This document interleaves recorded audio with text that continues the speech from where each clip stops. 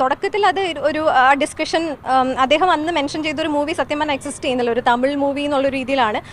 അതിനെക്കുറിച്ച് സംസാരിച്ച് തുടങ്ങിയതിന് ശേഷം ആണ് ഇതിലൊരു സഡൻ അറ്റാക്ക് ഉണ്ടാകുന്നതും ഞാൻ ഭയങ്കരമായിട്ടൊക്കെ ട്രാപ്ഡ് ആണ്. ഞാൻ അവിടെ എല്ലാവരും അറിഞ്ഞ് ചെയ്യുന്ന പോലെയാണ് എനിക്ക് അവിടെ ഫീൽ ചെയ്തത്. അവിടെ അന്ന് ആ ഹോട്ടലിൽ നിന്ന് പലർക്കും ഇതറിയാം, അവിടെ ഒരു റെഗുലർ പ്രോസസ്സിൽ നടക്കുന്നുണ്ട് എന്ന് ഞാൻ ശരിക്കും വിശ്വസിക്കുന്നുണ്ട്. അന്നത്തെ പല ഇമേജസും എനിക്ക് പിന്നീട് അത് ഭയങ്കര ബുദ്ധിമുട്ടാണ് സ്റ്റിൽ.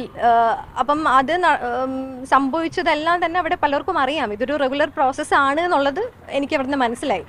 കുറച്ച് കഴിഞ്ഞതിന് ശേഷമാണ് ഈ അറ്റാക്ക് സംഭവിക്കുന്നത്.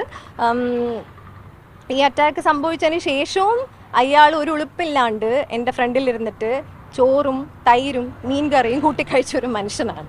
ഞാനിത് പറയുന്നത് ഇത് ഏതൊക്കെ രീതിയിൽ വന്നാലും എനിക്കൊരു ചുക്കും ഇല്ല എന്നുള്ളതാണ്. ബിക്കോസ് എനിക്കൊന്നും ലൂസ് ചെയ്യാനില്ല. അതിൽ പോലും ഒരു സെക്ഷൽ ഫ്ലേവർ കലർത്തി അയാൾ സംസാരിച്ചിട്ടുണ്ട്. എന്താണ് വൈരുദ്ധ്യ